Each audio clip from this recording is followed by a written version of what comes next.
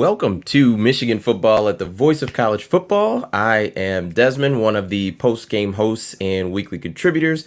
I am here with my partner Dre and the Voice of College Football, Mark Rogers. Thanks so much for joining us. Before we get started, please like and subscribe. Give this video a thumbs up if you're hopping in on the live stream. It definitely helps the channel. Also, share the video out on social media. We are doing our darndest to be the #1 team channel in the Voice of College Football network. So we are trying to get there.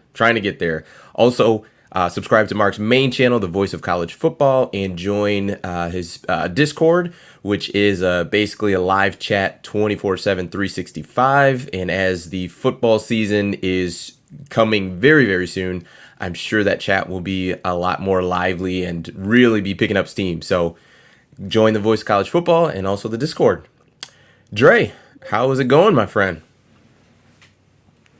Well, overall, no complaints. What about yourself?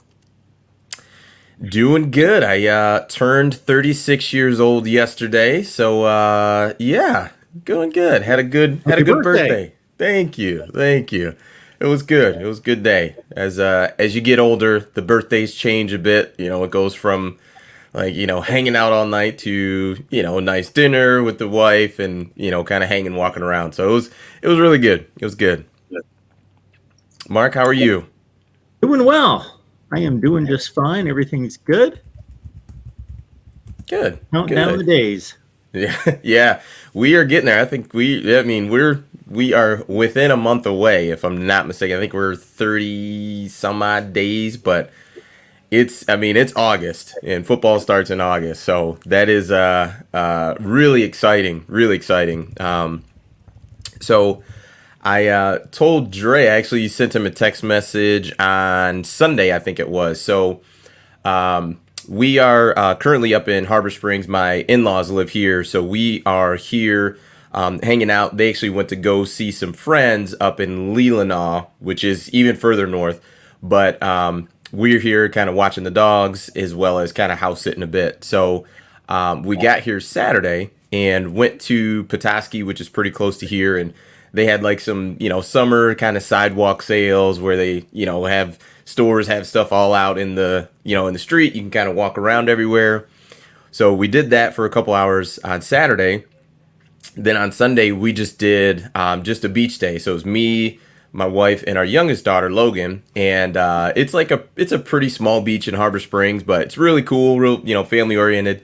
So my youngest daughter and I were swimming to there's a little dock where sometimes the lifeguards will sit, but it's a probably, I don't know, 20, 30 yard swim, something like that. So nothing too crazy. And my daughter's 10, so she, did the swim no problem. So she's like, all right, let's go out. Let's, swim to the dock. I'm like, okay.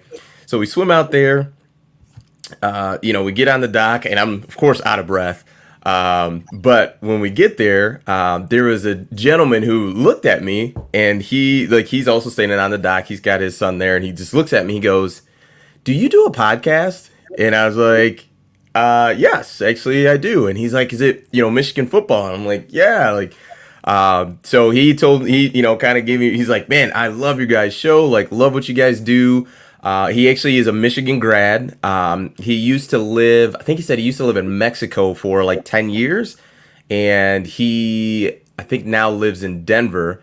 But yeah, was just really, was excited, really a big fan of the channel. And, and I wanted to make sure I brought that up because Dre was like, "Man, you got to talk about this on the channel." So it was a really cool experience, especially to be, I think, for him to be a Michigan grad and to be, really a fan of the channel. So that was really cool. So I definitely wanted to bring that up on the channel. But yeah, he said he tunes into us and watches, and so yeah, it was exciting. So Des, there's going to be a downside to you pushing for more subs and pushing for more viewers. You're going to be mobbed on the beach, you and Dre. there's going to be problems that are going to result from this too. You know, sometimes necessary evil. Necessary evil. If we want to be the number one channel, I'm willing to sacrifice. And my daughter, I'm sure, would love it if people came up to us and stuff. So she'd be really excited. She's definitely a people person. So it's yeah, we can deal with that, and I'm sure Dre would be excited as well. No, absolutely. I mean, ironically, I had someone come up to me today as well who's a recognized the show while I was working out. Really? Yeah, he said, "Hey, do you guys do any kind of Michigan?" I'm not honestly, I swear. Oh, wow. Now I didn't hear about this. You heard about my story. It just Yeah, I happened haven't. today. It literally just happened today, like a few hours ago. I was working out during my lunchtime. The guy came up to me with his friends. I think he just got to the gym probably, and said, "Hey, you do anything for Michigan football?" I was like, "Yeah, we do a podcast and all that." I said, "Yeah, I watch you guys show it all the time," and I couldn't really. I was busy at the time, so I really couldn't talk to him that much. And so I wish I could have got his name or gave him a shout out. But hey, man, if you're here, if you're tuning in now, I think you asked what time we're going to be on. Stay at 25. Make something known in the chat, so I can give you a shout out here. And but yeah, it's pretty cool seeing people, just recognize your face, and at the end of the day, I don't really care about that. I'm just glad that they're watching, and spreading, and we really do appreciate the support. We really do. Yeah, and you work out at a pretty popular and busy gym, if I'm not mistaken. So Yeah, I can imagine you probably having running into that issue more than me. So I think it's happened one other time. I can't remember exactly when, and maybe it was at the gym. I'm not sure, but I've had somebody else who's recognized our show. So, look, I now live in an area in Michigan where there's probably a good, I won't say a majority. I mean, it's probably a good mix of Michigan and Michigan State fans, but definitely a lot of Michigan fans. I'm only like 25 minutes from Ann Arbor, so. And you too, Des. I think where you live at home, probably it's not too far from Ann Arbor, maybe an hour tops, if that. So, it's pretty cool. People who are invested and they see you, and you get that extra little pat on the back that you're doing a good job. So, and we want to continue to deliver that for you. That's cool. Yeah, I've had some funny encounters. I've had some funny. I'm sure. See, Mark's a little bit different than us guys. Mark can get it from any part of the country. Mark can go on a vacation anywhere, and there's someone that recognize him because he literally touches on everything. Yeah, I've been recognized in Ohio a few times. In Houston was the last time. Okay. In Rhode Island, in Connecticut, in New York. But yeah, I was in Houston I was like at a Denny's late at night with some people, and I looked up. I was like about to order, and I look up, and the waiter goes, "You're the voice of college football." Wow, now that's pretty cool to be recognized. You're the voice of college football. Now, that's pretty cool to be recognized as. And I got a shout out on the street one time that was kind of funny. I was jogging a couple blocks away from my mom's house. I was living in Connecticut. She's in Ohio, and I'm like jogging and I'm standing at a light waiting to cross, and this guy's in a car at the light, and he yells out, he goes, "Hey, voice of college football!" He yells out of his car. I just like it does goes, right? That's goes to me and you. When you got recognized in Ohio, I'm assuming it was an Ohio State fan. Were they happy or were they upset with you? Because I know you, oddly enough, you get both reactions from Ohio State fans. Nobody's been upset with me. So nobody's told me they were upset with me in person. Good. That just happens, with somebody's phone in their hand or laptop, where they're usually brave enough to do that. But keyboard warriors, for sure. And I want to come. Yes, yesterday, Mateo, I do call into a local radio station every now and then to hit on certain topics, especially Michigan football. So you ever hear Dre, particularly Dre from Southfield? Dre from Southfield. Yeah, you need to stop doing that, man.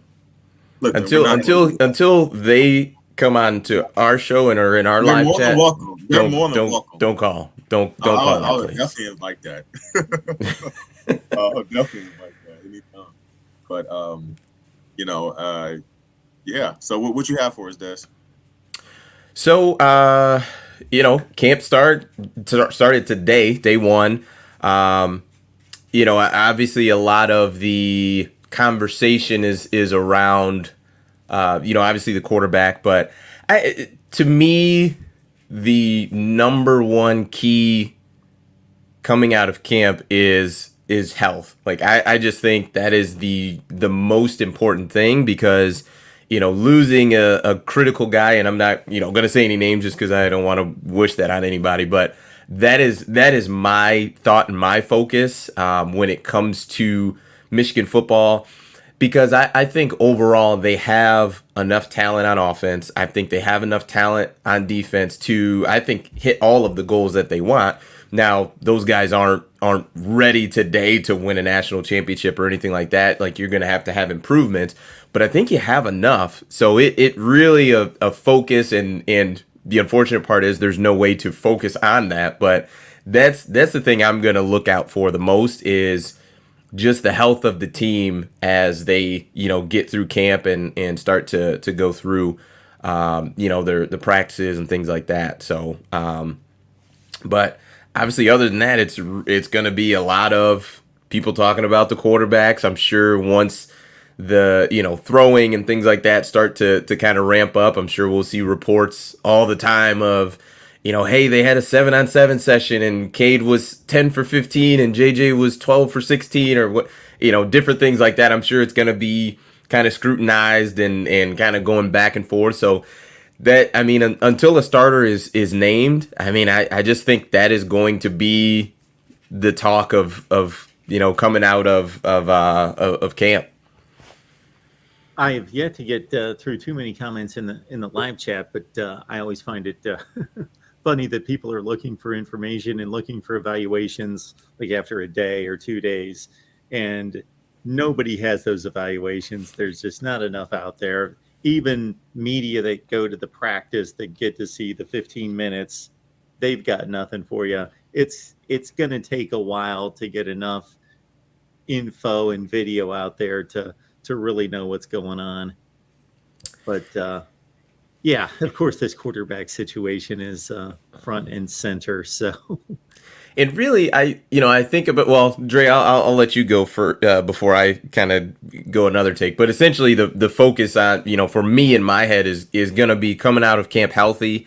I mentioned that the Michigan team is talented enough to hit all of the goals that they want.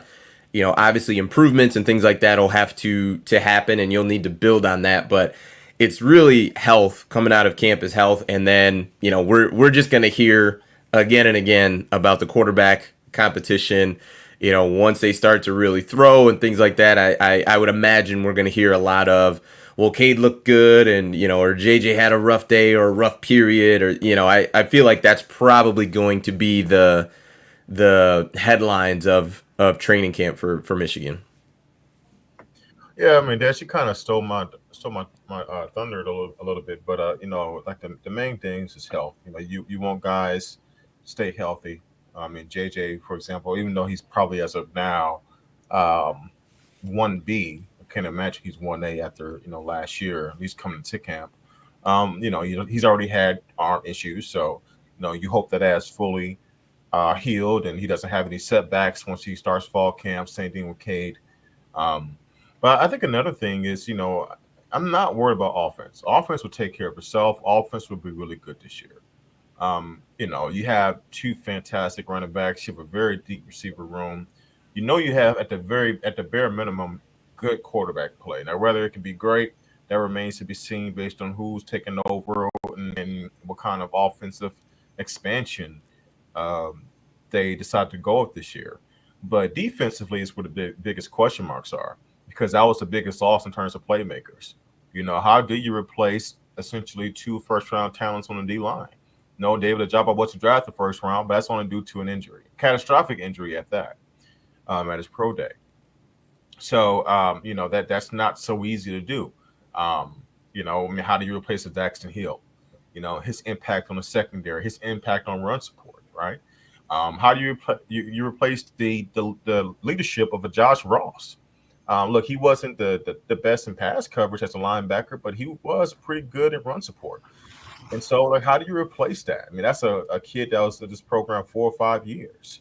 So those are, question marks on the defensive side of the ball. You're not only from a playmaking standpoint, but also leadership, also play calling, because you lost your defensive coordinator, right? So, it's a lot that goes into it. And what you hope at the bare minimum that you do figure out is develop some kind of chemistry and just execution. Playing penalty free football. I think that was like the most consistent thing that Des and I recognized week to week last year, was that this team did not beat themselves. And if you can do that, you can minimize turnovers, you can minimize penalties, you give yourself a pretty good shot to win, right? So I think that's like the main thing, two things I want to come out of this camp. Health, and also non-sloppy football, essentially. Yeah, and I think we've talked about it before on the channel of more often than not, football games are lost versus won. So turnovers, like you mentioned, penalties, you those are things that, coaches focus on, because those are things that will get you beat.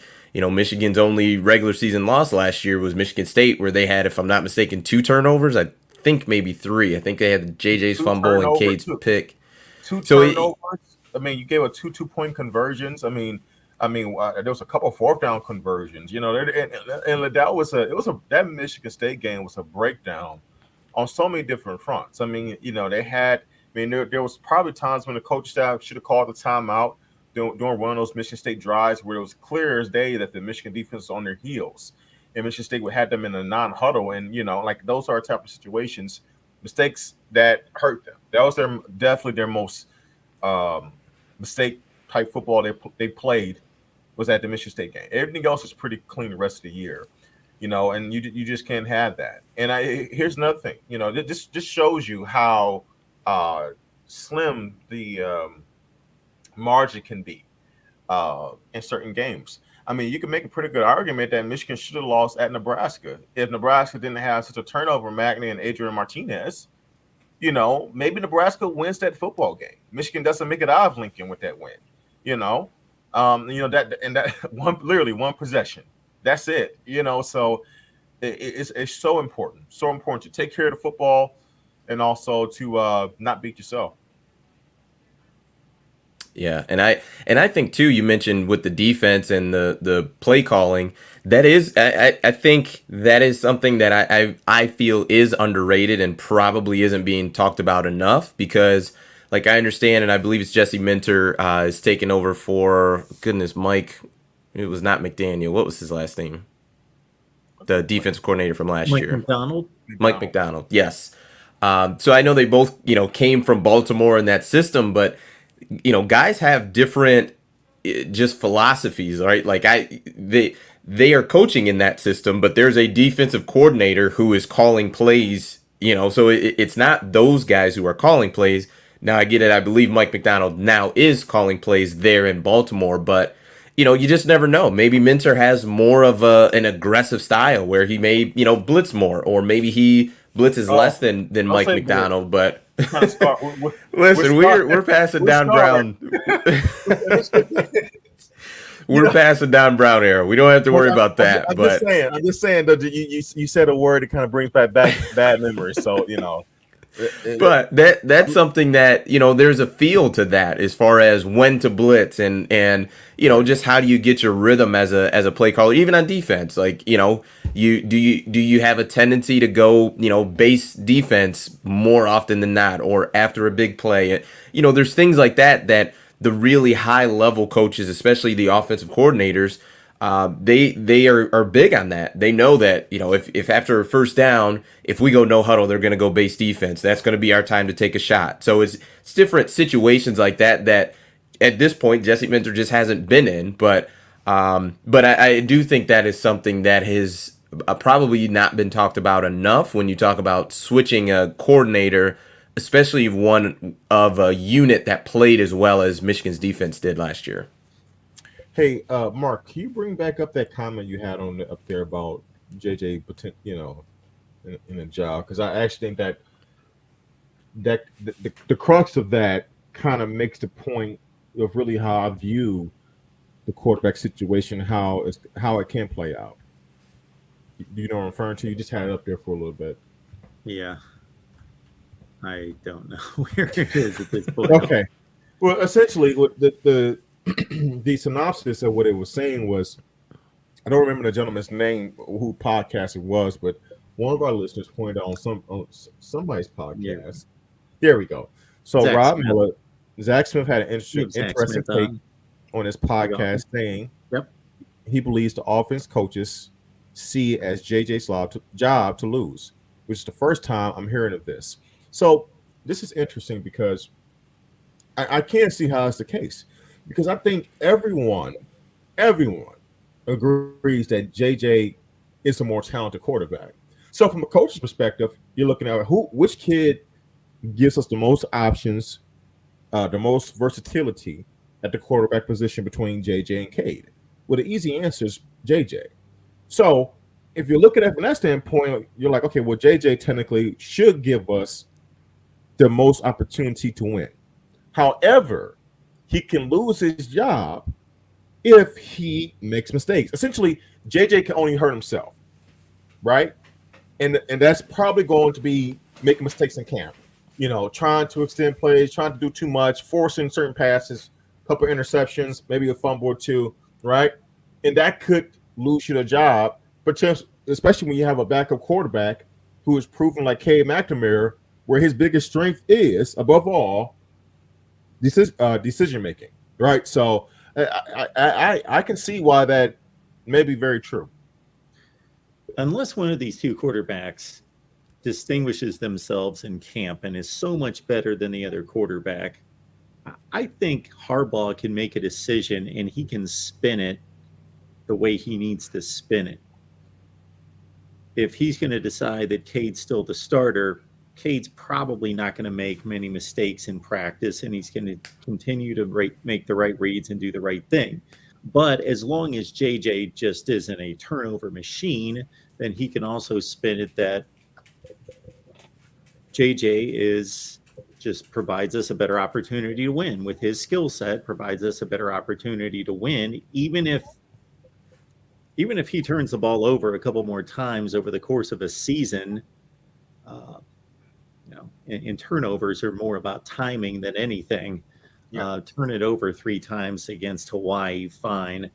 So it's more about timing of turnovers than it is just the total number of turnovers. But unless there's this huge gap between how they perform in camp, I think Harbaugh's got an out to determine whatever he wants to determine about this quarterback situation. I just think he better decide on the quarterback that he wants in game 1, because if he wants JJ and he starts Cade, like we talked about in the past, I don't think that he is likely going to be in a justifiable position later in the season to bench Cade. Yeah, and to me, you have an opportunity to deal with JJ's growing pains, because he's going to have some, that he hasn't been a full-time starter in college. He's going to have some growing pains, but you have the opportunity with your schedule to deal with those growing pains, a lot of them at least, early on in the season, with no real risk of losing a game. Like the first 3 games, you're not going to lose those games. You could probably have a decent amount of threes in that game, and that obviously we're talking from an outside perspective. A coach would never say that, so I want to be very clear. But this will be the opportunity, if he does indeed go with JJ, that, listen, you've got 3 weeks to get it all out there. And of course, you're not going to get rid of every mistake right after week 3. I'm sure he's not going to have no interceptions moving forward, but you do have an opportunity with the schedule to be able to, to live with some of those growing pains. Go ahead, Mark. Yes, I agree with what you just said, because it's complete conventional wisdom. And I'm sure I have said the same thing 800 different times about these type situations, but did Trevor Lawrence have growing pains? Did Bryce Not Young have really. growing pains? CJ Stroud I think may have had. So did Justin Fields have growing pains? no. Went He hit the ground You're- running. I think he had like 400 plus yards. Didn't he have like? Didn't he like have he break a record his debut or something like that? It was some kind of record he broke. Yeah, It was Justin like, Fields went 41. No, he went 39-1 regular season TD picks, and again, Bryce Young was roughly somewhere in that range, 44-4, whatever it was. That is true. So- I guess those special guys, some of them don't Well, have. I think it's that, but also I think, and you see this in the NFL on the NFL level as well.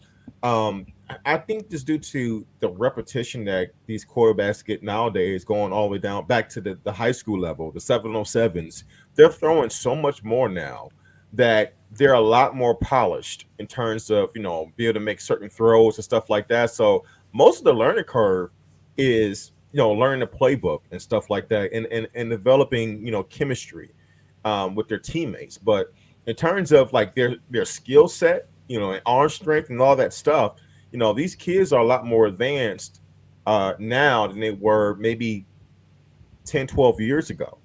They're a lot more ready to play. That's why you shouldn't feel if a kid is really that talented, and you have a pretty high profile program, you don't necessarily have to miss a beat if you start them.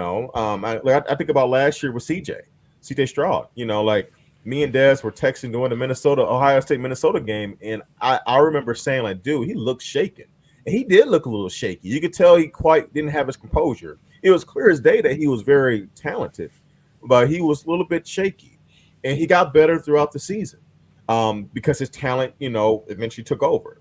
And maybe 10, 12 years ago, it would have took him more than one full season, more than a few games to find his rhythm, right? So I definitely believe that nowadays, you can win with a high talented kid, coming out of high school in their first year. That's very true. Mark Spaniola, thank you for the super chat, and I believe he had another one, but says August football is ripe, and he is correct. Also says staying healthy is as important as experience to the pros. Brady and the shortstop both did well. There is no crisis. Not 100% sure what that is regarding, but I do agree with the point. Drew Henson played baseball too. Okay, got it. Okay. So yeah, I mean, yes, staying healthy is important, and I'm not sure if we are comparing Cade to Tom Brady. There's something going on in the live chat about that. I don't. It's a scenario. So back in '99, it was the parallel was that Drew Henson was the clear, more physical, talented quarterback between. It sounds silly to say now because of to see how it turned out. Yeah, who Tom Brady became. Literally the best quarterback ever. But whatever. But at that time, it was like, Tom Brady was looked at as, limited, and Drew Henson was like, man, this kid is special, in terms of his raw physical ability. He was a multi-sport athlete and all that stuff. So that's what a parallel is. Now, look, Tom Brady may not be the most athletic guy, but it's clear as day he also had a very good arm, and he's also still 6'4". I mean, Cade is undersized. I mean, there are some clear differences, and Cade doesn't have the arm that Tom Brady has. Tom, granted, he's never had an incredible, on NFL level, like he's never been known for having a great arm, but he's known for being definitely a good arm, very accurate, and above all, incredibly cerebral in terms of reading and understanding situations. So, but no, Cade McNamara is definitely not that. So, but there are some parallels. Well, that's interesting, and so let's kind of fast forward in hindsight, right? So it one would look at it and say, Michigan went with Henson, should have went with Brady.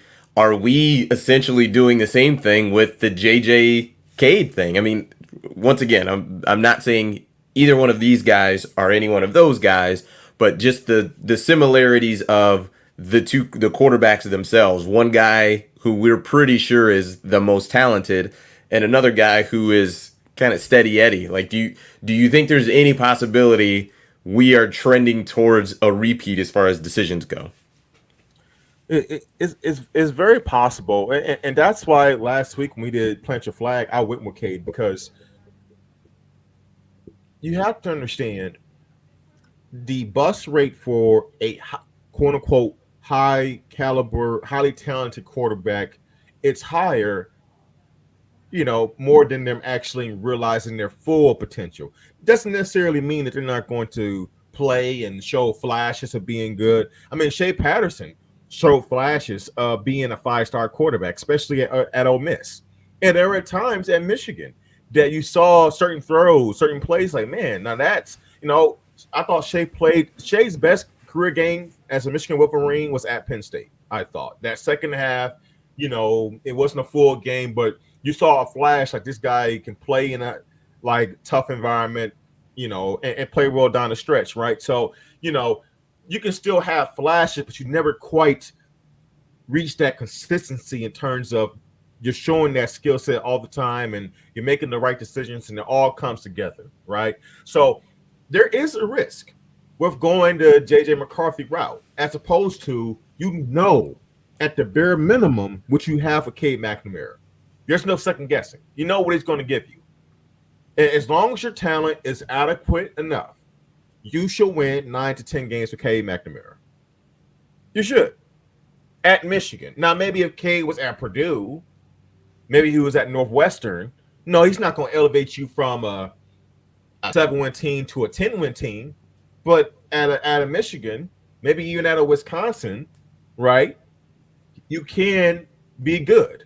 Maybe not great. So that's why you have to be kind of careful, going with the quote-unquote new hotness. True.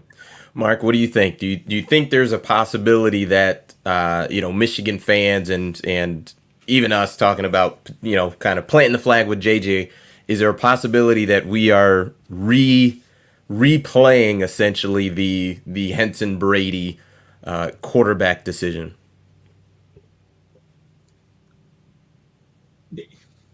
Sure, it's possible. Cade is he's a proven commodity. I think it was smart what Harbaugh did with JJ last year. He got him meaningful snaps in meaningful games. I thought that I personally saw enough to see that that he wouldn't wilt against better teams when the game was still on the line, even though the time in the game is limited. But there's always a possibility that that the talent is going to be completely transition into performance, because there's a component of poise, there's a component of leadership, there's a component of brains and football brains in the heat of the moment, making decisions, seeing things. Okay. An interesting thing I actually not just realized, but just thought about was a lot of what I would imagine the criticism of Cade is just not pushing the ball downfield and, kind of being aggressive with the football. But what I think kind of got lost after a couple weeks was, not having your best receiver. Like, I mean, Ronnie Bell, that was what, game 2, I think, game 3 that he was out. So it is, I think that changes things a little bit on, as far as the expectation or what he should have done or shouldn't have done, is not having your best receiver. That changes everything. I mean, if CJ Stroud didn't have, Smith and Jigba this year, I think he would look different, right? That's a special receiver and a guy that Ohio State thinks is really, really talented. And it looks like he is legitimately that. And for Michigan, I mean, even last year coming into the season, Ronnie Bell was someone who was talked about a lot as the guy who the passing game is going to be around, even before the season started. Dre, we talked about, bubble screens and just getting him the ball as much as you can out in space because he's talented. So I think that that might be something that gets held against Cade that I'm not sure is a fair assessment. I mean, at the end of the day, it is what it is, but that definitely makes an impact of what you can do with the ball and having a proven guy that you feel like even going deep one-on-one, he may not be open, but Ronnie Bell's that good that just throw it out there and throw it up to him, he'll go get it. So I think that's something that that we don't really factor in as often, I think, as we should. Yeah, I mean, I definitely believe that the loss of Ronnie Bell was impactful. I mean, he was your most experienced receiver. I wouldn't say he was your most athletically gifted receiver, but definitely your most experienced. And by the way, please keep him off punt return this year. It's unfortunate he almost, ironically, the play he got injured, he almost scored a touchdown. But just keep him on punt return this year. And that just my one ask. But anyway, I think it had an impact, and I think what you did see was, I think it was a couple things. I think one, the coaching staff, in particular Harbaugh, probably figured out the best formula for us to win week to week is we know that against most of our opponents, we can run the football at will. We can run the football at will. They cannot stop us. We have one of the best offensive lines, definitely on our schedule. We should win the battle up front, and we have three, not one, not two, three quality running backs with all different skill sets. And so I thought they made a plan and a formula. They created a formula every week, and they brought it every particular week, and this is how we're going to do business. And I think that was more of what you saw, and K was more or less like, okay, well, the times K will throw the ball will be maybe a bubble screen here and there just to kind of keep the defense spread from not, boxing in too much because they're concerned with the running game, and also manageable third downs where maybe he can find an Eric off or a little, hitch route, or you know what I'm saying, just some quick hitting passing plays to move the chains. But it was just about, look, we're going to be safe, we're going to be effective, and we're going to probably win a football game against most of our opponents on the schedule. Now, the flip side to that was Kate never really got the chance to develop or even had the repetitions of taking shots down the field. And the few times that he did as the season progressed, it didn't look particularly crisp, but you really can't say that, it's his fault because they weren't really making those kind of calls, And so that's another thing where it's like, did we see when Des, I think we did a topic about this at some point, either after the season, did we see the max of what Cade can do? Look, this is not an argument, rather he has more talent, but can he make certain more talented JJ, but can he make certain throws that we didn't see last year if he's given the opportunity to do so? So, I think it's a little bit of that as well. An interesting question by Florida Buckeye. Thanks for tuning in. He says, "Hey Mark, Desmond Howard thinks the Wolverines have the deepest receiver room in the nation. Thoughts from Des and Dre." So before you answer, you've given your answer. Someone had put in the chat something like, "Desmond is the dumbest guy I know." So like, I didn't see this comment first. So I'm like, "Geez, oh Pete, that's a bit aggressive." I thought they were talking about me, obviously, but so I'm glad they were not. So thank you. But so you don't feel this way, Dre? You don't think they have the deepest receiver room in the nation? No. I mean, they don't even have the deepest receiver room in the conference. That is unfortunately Ohio State, and I think Michigan is second. I would say Michigan has maybe a top 10 in the country in receiver depth.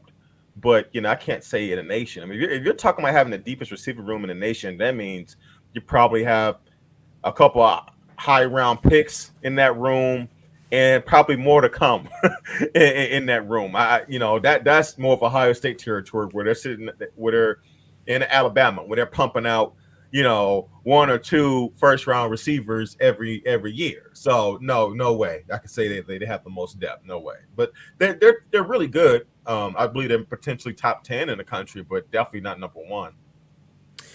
Yeah, the way that I look at it is I kind of look at who's the number one, who's the guy in that room, and then have them go head to head, and then kind of move on down the list. And I mean, you could be the biggest diehard Michigan fan on the planet.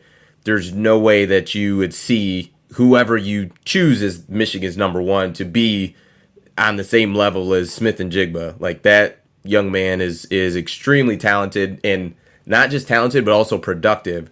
Whereas I look at a guy like Cornelius Johnson, who I think is talented, but he has not yet shown the production. So Smith and Jigba's got both. And then even in the bowl game, I mean, a lot of those young guys, I think Harrison Jr. played pretty well. And there's another young guy, and his name slips me my mind right now, but they have guys who I believe those guys were true freshmen last year who played well in that Rose Bowl. And you're talking about coming into this year as a sophomore and Smith and Jigba. I don't think there's no, Michigan does not have the deepest receiver room in the nation. I think they have enough to accomplish the goals that they want to accomplish, but to say that they have the deepest room in the nation, I don't believe that at all. Mark, what do you think? Well, when somebody says that somebody's deep at a position and doesn't make the statement that it's the best wide receiver room in the country or it's the most talented wide receiver room in the country, then it's kind of a balancing act of what do you mean by deep. So they've got 5 or 6 good receivers that aren't quite what the top receivers are at some of the places we're talking about, but they've got 5 or 6 guys. I just don't think it's I understand. I don't think it's a completely ridiculous statement if he's talking strictly about depth and having 5 or 6 guys that can play, but we can name a few other teams that have those 5 or 6 guys that can play. And to your point, Des, they're better at the top end. Gentlemen, name one Michigan receiver that you believe will start for Ohio State or Alabama.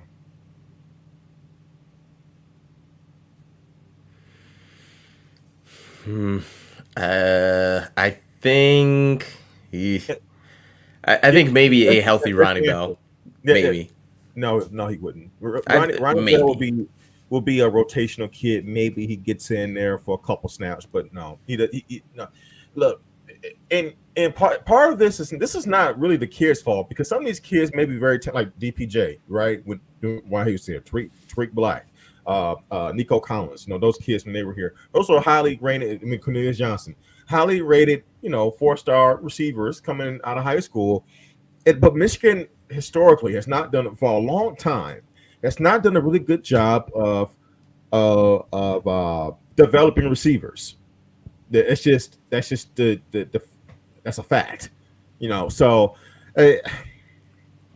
yeah, I can't even go there. I mean, if you want to talk, if Desmond Howard wanted to say offensive line or anything else, man, I mean, we can have a conversation, but no. Honestly, I mean, running back room, I think you have more of an argument to that running back room versus receiver, because I think I still, once again, looking at Ohio State, I think TreVeyon Henderson right today probably has the argument as the best running back in the Big Ten, and I would say, who knows, but by the end of the season, it could be one of the two guys in Michigan's backfield with Corum and Edwards, because I do think those guys are supremely talented and special. I mean, we were talking about Blake Corum after the first 2 or 3 weeks of potential Heisman candidate, and was serious about it. He ended up, got injured a little bit later on in the season, and had less touches, but no, I think they have the talent to potentially say that they are the could be the best running back in the Big Ten, but I would argue that that would be the better argument that Michigan has a deeper running back room than they do a wide receiver room. So Dre, we are being proven again by the chat, or at least this particular individual in the chat, that you, who I know to be, since we've known each other and worked on this show for almost 50 weeks, almost a year, and you guys have done all the post game and everything else, that you are diehard Michigan man, maize and blue, love Michigan, want nothing more than them to win every game. But you are not allowed to be objective. No, look, man, you can't make everybody happy. You know, and I've said this, and I'll be consistent with this. I don't know why my filter's doing this. Sorry, guys, from background. I am not the type of person that just because I love my school, you know, it's my team, that I'm just going, go team, go. Everything is awesome. You know, no, I mean, look, I call it how I see it. That doesn't mean I'm happy to say it. If I had it my way, I'll say Ohio State sucks at everything. But I know that's not the case. You know, like I know what my eyes tell me. I know that when my eyes tells me about my own school. I know that we historically lately have sucked. Yes, I say sucked with developing wide receivers. Yes, look it up. Look at the NFL draft the last 20 years. How many Michigan receivers do you see in the first 2 rounds? Don't worry, I'll wait. So, like, miss me with that, man. What you want me to do? Lie? Yeah, you know what? We got the best. Yeah, you know what? Desmond Howard's a genius. We have the deepest receiver room in the nation. Like our guys. What that is saying, that our guys can go play anywhere. Okay. Now, if you want to talk about Blake Corum and Donovan Edwards, now those kids can go play anywhere for the most part. I can guarantee you that.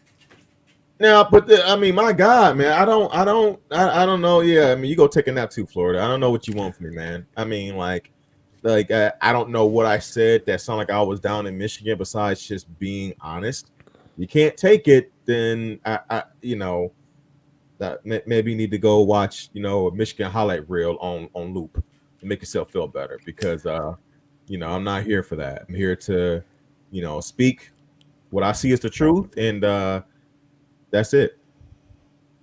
And this is an interesting comment because, goodness, did we get to? Well, nonetheless, I always thought Donovan Peoples-Jones, when he committed to Michigan, you know, seeing his, the spark or whatever, like, I mean, the dude timed a 4.4 or something like that, electronic time 40, which, if you're familiar, like when somebody is hand timing, like it's very easy. I mean, literally 0.2 of a second is a big deal, but it's easy for a kid to you know, time a 4.4, 4.5 when it's hand time, because it's very up to your coach to hit the button on time. But when you talk about electronic timing, like that is legit. That's legit. And for DPJ, his production at Michigan, and some people were talking about just development of the receivers. I mean, DPJ had, I mean, I would say his biggest moment as a Michigan player was probably the Michigan State punt return. I mean, he just, I'm not sure if he had any 100-yard receiving games. Like, I mean, and I don't know how this got to, like, now all of a sudden we are having to talk about this and like kind of semi-bash guys, but I mean, DPJ didn't even have 1,000 career receiving yards in his career, and some guys are doing that in a season. A lot of guys do that in a season. Yeah, for one, I'm sorry, Dad. I mean, for one, I think there was 7-7. He broke a 7-7 tie at Michigan State. It was I think it was basically a go route. You know, he broke it 14-7. He did that whole little like hanging his head to the side after he got. Oh, you're right. I thought that was a punt return. You're right. That was a catch. It was a go route. So for one, I need to address these things. Look, you guys are always negative. Thank you. So Rob J, because he just hates when I do this. These two probably have Sparty beating us too. Okay, look, man, I'm gonna say this one about Michigan State, because Rob J, he does this every week, dude. I think you're due. If you're not, I apologize. Why would you agree that Michigan was the more talented team the last 2 years versus Michigan State? I do. We were better than them talent wise 2021. We were better than them 2020. What happened? We lost. But the penalties, but the rest, but the fumbles, whatever. We lost. And we were the better team. Mel Tucker is 2-0 versus us. All the other stuff be damned. So how can you go into any game? Well, we're better on paper. Once again, think about what I just said beforehand regarding the last 2 years. How can you go into any game versus MSU going forward and you're like, oh, we're going to win? Based on what?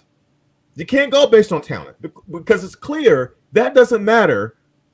That has not mattered, in this rivalry. So, no, I'm not going to say that, oh, yeah, we're going to kill State this year. I don't know. I want to beat Sparty. I think that we're a better team than Sparty. But if you think that I'm going to keep banging my head against the wall and acting like the last couple of years haven't happened, then I don't know what you expect. Take my advice on this. Take what your team gives you. Don't depend on hope, maybes, and wishes, right? Or fantasy. Go by what the team gives you. And that's it. And part of that is hard to accept. It hurts. That hurt. Look, as great as last year was, it will always stick with me that we lost last year to Sparty. That was a stain in a magical season. We lost to a lesser team. And at the time, it looked like it derailed our chances of winning the Big Ten. But due to some help from others and also a great bounce back by the team, they was able to complete their goal of winning the Big Ten. But I just don't understand. Like, I mean, how can you explain to me after the last couple of years how you can just go into any game versus Michigan State? You're like, yeah, we're going to win. Based on what? I don't know. We're going to win. Please. I don't see how that's being negative if it's based on what's actually happened. Okay? Des, help me. Am I being wrong? No, well, I think there are, when it comes to, especially, channels that are dedicated to one sports team, I think there's a certain group of people who would like to see only positive things talked about their team because they come to that channel. So I can understand that aspect of it. But I think we've been very clear from the first time we have been on the channel that we are going to be fair and call things the way we see them and give our opinions on it. So sometimes that is going to be a message that is not, pro Michigan, is not, everything is just kind of rosy. I mean, because this is college football. Like, this is extremely competitive. There's only about 16 teams roughly that really truly have a shot to win it all. And I think Michigan is in that group, but I don't think Michigan's number one in that group or number two. So in order to get to, the top half or the top four of that group to where you really have a shot to win it, there's some improvements that need to be made. And I think Michigan's on the right track. But nonetheless, it doesn't mean as if they're just ready to just roll the footballs out and go win the Big Ten and win a national championship. Florida, thank you. We were 12-1, bruh. Yes, we realized what the record was. But when truth be told, Dre, I'll let you go here in a second. But truth be told, when we started this podcast, I wanted to be super positive on Michigan, and these two voted me down. That's what actually happened. Yeah, we actually. But what that, you know what? That, and look, Des and I, the way that we talk about Michigan, we do the same thing on any sports topic, right? Here, we talk Michigan football. We're both Detroit Lions fans. We're the same way with the Lions. We're the same way we talk about the NBA, whatever. We the way that we approach. Now, I shouldn't speak for you, Des, but the way that I approach talking about sports, analyzing sports, is it's about winning at the highest level, right? And so week by week, when I'm looking at my team, no matter how things are going, I'm enjoying the ride, but I'm also seeing, okay, where are we? What are the things that are helping get us to where we want to get to, and what are the things that are potentially holding us back, right? And so last year, people always want to talk about, well, you guys were so negative last year. We were 12-1. No, if you go back and actually listen and watch us, what we were saying is, look, this formula that we have show week to week that we have won with, which was essentially ball control and offense, playing mistake-free football, right? And essentially, handling your business. It's going to work against the teams that were better than by a pretty wide margin. But when we play teams that are close, comparable in talent, or maybe even a little better, eventually it's going to catch up to us. You saw it at MSU. Now, when I say comparable talent, that doesn't mean that they're just as good. They're not, terribly worse than where we are. And you saw what happened. A couple missed calls, right? A couple of mistakes, self-inflicted mistakes by Michigan turned the tide in that game. And Michigan lost to a lesser team, right? Yeah. So that's what it's about, guys. It's about, as we're on this journey, what are the good things and what are the pitfalls that keep us from getting to where we want to get to? If you can't understand this, where I'm coming from, I don't know how else I can say it differently. But I do love this team, and because I do love them, I'm tough on them. I give them tough love, baby. That's what it's about. And I'm also fair and honest about my contemporaries. I hate Ohio State. I hate their guts. My father-in-law is an Ohio State fan. Love them. But I hate it, but I give them credit where credit's due. That's it.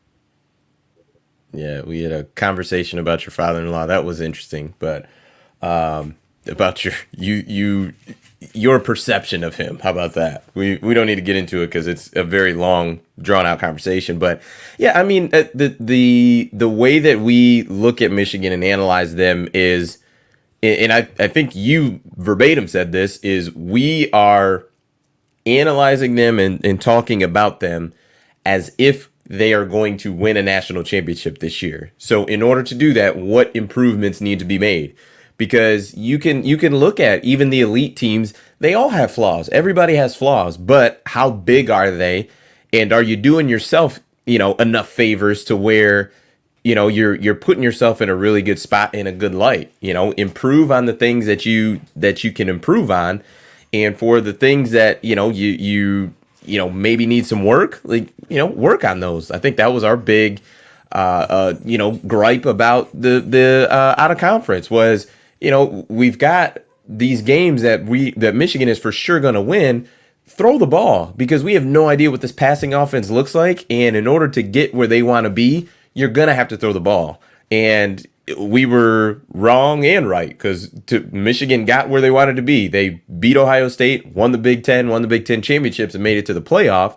So we were wrong in that aspect. They got to exactly where they wanted to be, and we were right in some aspect, because when they matched up against Georgia, they needed to throw the ball effectively and didn't do that. Now, can they? I still think, yeah, but that's the way it is. I mean, if 9-3 or 8-4 is okay with you, then fine. Then we'll just sit up here and just rah all day. But that's not what we expect, and I'm pretty sure that's not what you guys expect either. You were hoping for undefeated season, winning the Big Ten, going to the playoff, and compete for a national championship. So if that's the case, then that's how we're going to analyze it. So I just people like, he's probably trolling, but the reason why I'm going at him is because I do think some people think like this. It's like, no, because like negativity, right? Like about me saying stuff like,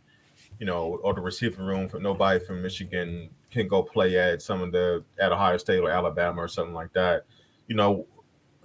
A lot of that is just, it's not really personal against the kids we have, but it's about, for one, why does it seem that when we do have receivers that do go to NFL, they tend to get better more times than not, right? Or they show a little bit more on an NFL level than they on the college level.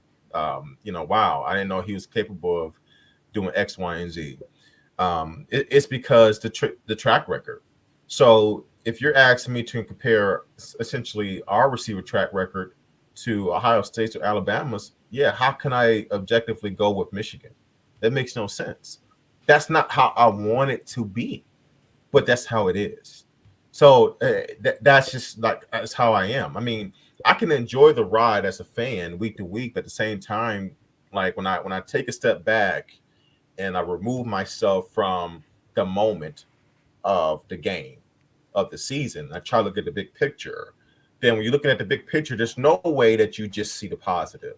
You're going to see the negative as well, or the pitfalls. And so when we come on here, it's our job to talk about those things, to talk about to give you legitimate, objective feedback. And I know that's hard to hear, guys, at times when you're feeling good about yourself and you're like, man, come on, let's talk about how great this is.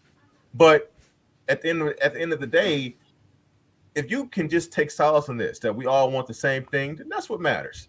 But it doesn't. But we appreciate you and love you anyway. So it's all good. Perfect. Well, that is it for us this week. Thank you, everybody, for tuning in. Please give us a thumbs up on the way out, and we will be here next week, same time. Thanks so much for tuning in. That's it. Peace. Peace.